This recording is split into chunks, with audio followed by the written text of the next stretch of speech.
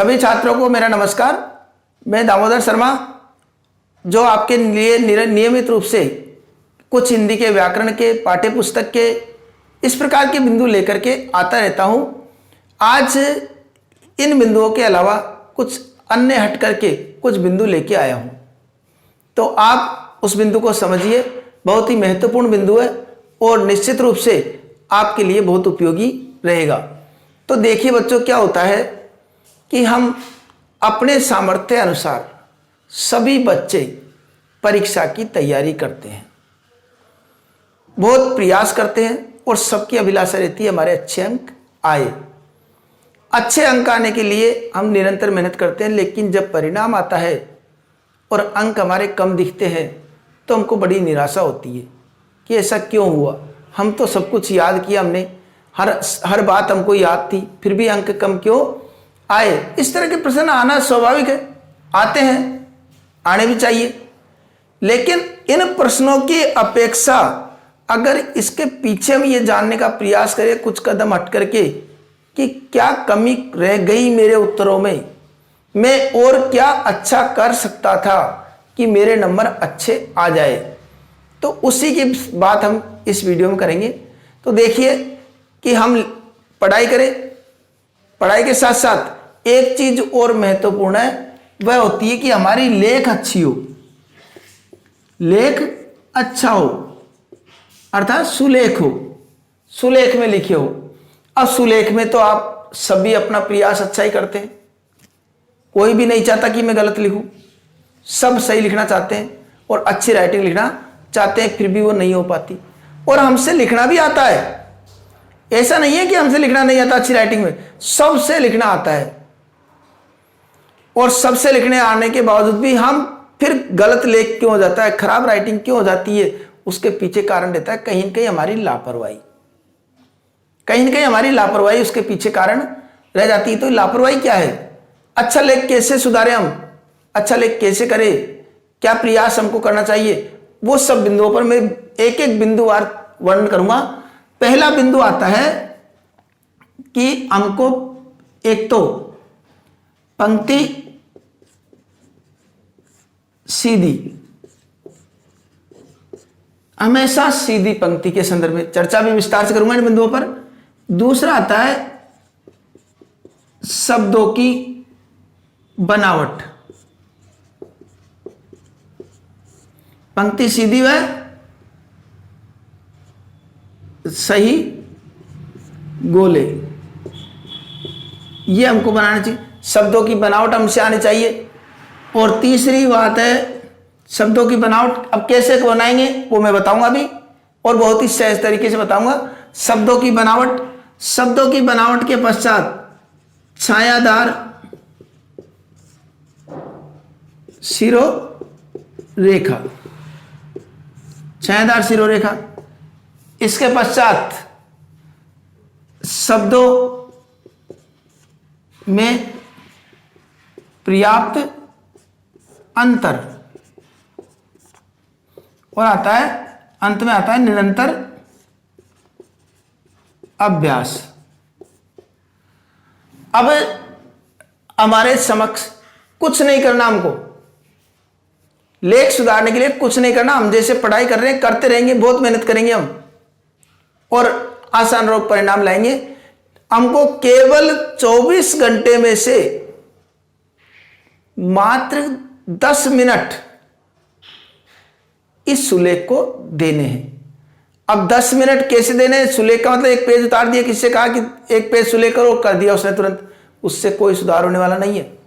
सुलेख के लिए हम क्या करें वो मैं बता रहा हूं कि देखो बच्चों, पहले तो हम ये सीधी पंक्ति खींचना सीखे। ये सीधी अगर खिंच गई हमसे, एक इधर वाली पंक्ति ये भी हमसे सीधी खींचे, अगर ये दो काम हमसे आते हैं तो हमारा 50% लेख तो ऐसे ही सुधर गया। हमारा 50% लेख तो ऐसे सुधर गया कि एक लाइन ये और एक लाइन ये, और इसके साथ साथ अगर गोले भी सही बन गए तो 60% काम हो गया। अगर गोले भी सही बन रहे हैं हमसे तो 60% काम हो गया। गोले चाहे ये पूरा हो या आधा, इधर से आधा, इस प्रकार के गोले अगर हमसे बनाना आते हैं तो हमारा सहज काम हो जाएगा। अब गोले का क्या उपयोग है? जैसे बच्चों अपन ने ये ऊपर की लाइन खींच दी सीधी, ठीक है, नीचे की पंक्ति में ये भी लाइन सीधी खींच दी। अब इसके बाद में हमने गोला बना दिया, इधर ये गोला बन गया। ये क्या बन गया? वह। और इसी के इधर अर्धगोला, ये बन गया कै। ये थोड़ी बनावट हमको इस प्रकार दिखती है। राइटिंग मेरी भी बहुत खराब थी, मेरी राइटिंग के बराबर तो किसी की राइटिंग खराब हो ही नहीं सकती। जब मैं लिखता था, लिखने के पश्चात अगर कोई मुझसे कहे कि इसको पढ़ के सुना दो, तो मैं खुद भी उसको पढ़ के नहीं सुना पाता। लेकिन फिर मैंने बार बार उसको देखा कि क्या है ये, कैसे लेख सुधरेगा, उस पर प्रयास किया। तो ज़्यादा तो नहीं, लेकिन कुछ हद तक इस स्थिति तक लिया है कि सब उसको पढ़ सके। इस स्थिति तक मैं लेकर आ गया हूँ। तो अब इसी प्रकार ये लाइन हमारी सीधी है। अब मान लो हमने लिखा कमल, तो पंक्ति हमारी ये सीधी चल रही है यहां से। अब ये मैं जो लिख रहे हैं इसका हमको ध्यान रखना है कि ये इसी के बराबर में 20 मध्य में कटे कमल, और कमल के पश्चात ये हो गया कमल। ये भी बनावट। अब आप सोच रहे होंगे इतनी देर लग गई है कमल लिखने में, हम तो अभी जल्दी से लिख देते कमल। लिख तो देते, टाइम लग रहा है, लेकिन धीरे धीरे धीरे हम लिखेंगे ऐसे तो वो समय अपने आप कम होता हुआ चला जाएगा। फिर उसको गति से भी हम लिखेंगे तो इस प्रकार ही लिखने में आएगा। अब कई बार आता है कि टै की बनावट कैसे करें। हम टै की बनावट यो कर देते हैं। ये टै की बनावट नहीं है, टै की बनावट है ये छोटी लाइन, फिर इसके बराबर ही इसको लाना है। कुछ वर्ण टै हो गए। अब मान लो इससे डे बनाना है तो इसी को यहां से घुमा देना है डे। इसके बाद में मान लो हमको ढ बनाना है तो यहां से घुमा देंगे, और द बनाना है तो इस पंक्ति को नीचे खींच देंगे। और आगे कुछ लिखना है तो हमारी पंक्ति सीधी, दवात, इस तरह हम शब्द लिखते हुए चलेंगे। तो हमारी ये पंक्ति सीधी हो सकता है मेरी पंक्ति कुछ सीधी हो, लेकिन कुछ टेढ़ी हो, लेकिन आप उसको सीधा लिखने का प्रयास करेंगे तो निश्चित रूप से अभ्यास हो जाएगा। एक काम तो ये हो गया। अब शब्दों की बनावट भी इसके अंतर्गत आ गई कि हमको शब्दों की बनावट कैसे करनी है। कई बार हम स्टाइल से ये श्री भी गलत होता है। श्री को भी हम आसानी से ये यूं किया और ये श्री। क्षय लिखा, ये क्षय। र लिखा, ये कभी भी ये नहीं, ये र लिखो, ये र। कई बार ये लिख देते हैं, ये र नहीं होता, आराम से बनाइए। दूसरी मात्राओं की बनावट अगर हमने केवल लिखा तो गोलाईदार मात्रा होनी चाहिए। कैसी मात्रा होनी चाहिए? गोलाईदार। 2 मात्रा लगा दी, ठीक है, ये केवल लिख दिया। और कई बार ऐसा होता है, ये छोटी छोटी गलतियां जो हम करते हैं, कई बार हम क्या करते हैं, जैसे पंक्ति लिखा, पंक्ति, ये पंक्ति हमारा गलत लिखने में आ गया। अगर अधूरा अक्षर बीच में दिख रहा है, अधूरा वर्ण, तो हमको लिखना है प, फिर आधा क और ती, और इसको यहां तक मिलाना है, फिर हमारे पंक्ति बैठेगा शब्द। इसको वहीं पर निचोड़ना, यहां तक लाना, तय तक, तो पंक्ति हो जाता है इस प्रकार। ये कुछ है बनाना है तो है के लिए एक बार यूं तय बना दिया, फिर इसको वापस ले जाओ और यहां तक बना दो, है। जय की बनावट भी हमेशा यहां तक ही रहेगी। इस प्रकार हम इसको वर्णों को देखेंगे तो स्वतः ही हमको बनाना आ जाएगा। कोई भी अच्छी किताब हो, उस किताब में पहले गौर करो इस शब्दों की बनावट बनी कैसे है। उस शब्दों की बनावट को आप देखोगे तो आपको पता लगेगा कि हाँ, शब्दों की बनावट मुझे इस प्रकार बनानी है। तो शब्दों की बनावट हो गई। इसके पश्चात अब छायादार शिरोरेखा, इससे क्या तात्पर्य है? छायादार शिरोरेखा से क्या तात्पर्य है? अगर हमने लिखा राजस्थान, राजस्थान और पंक्ति को यहां तक छोड़ दिया, तो पंक्ति को यहां तक छोड़ दिया, तो ये इसको छायादार रेखा नहीं कहते हैं। छायादार रेखा का मतलब है इसको आगे तक बढ़ाओ, पूरा ढक जाए शब्द, तो थोड़ा सुंदर लगेगा। तो यहां पर पुस्तकालय, पुस्तकालय इस प्रकार छायादार रेखा खींच दी, तो पुस्तकालय भी हमारा सही हो गया, राजस्थान भी सही हो गया, बनावट भी सही। अब दूसरी चीज है, इनकी जो आकार है वह भी एक जैसा रहना चाहिए, ऐसा भी नहीं होना चाहिए पुस्तकालय,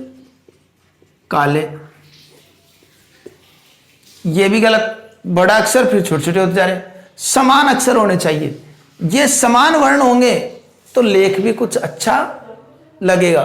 तो समान वर्ण हमने कर दिए, लाइन हमने सीधी खींच दी, शिरोरेखा सही बना दी। अब क्या करना है?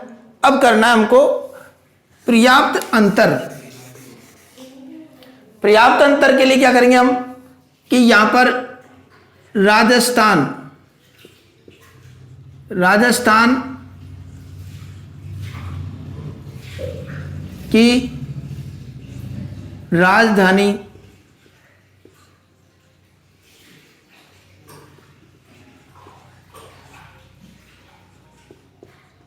जयपुर है, यह हमने लिखा। तो यहां पर अंतर हमने सही करने का प्रयास किया। कई बार बालक क्या लिख देते हैं? राजस्थान की राजधानी,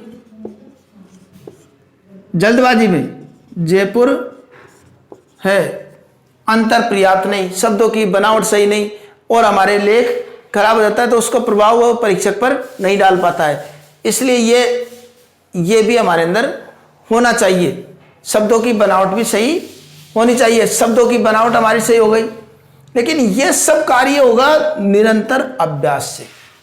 करत करत अभ्यास के जड़मति होत सुजान, खूब सुना होगा हमने कि अभ्यास करने से मूर्ख व्यक्ति भी विद्वान बन जाता है।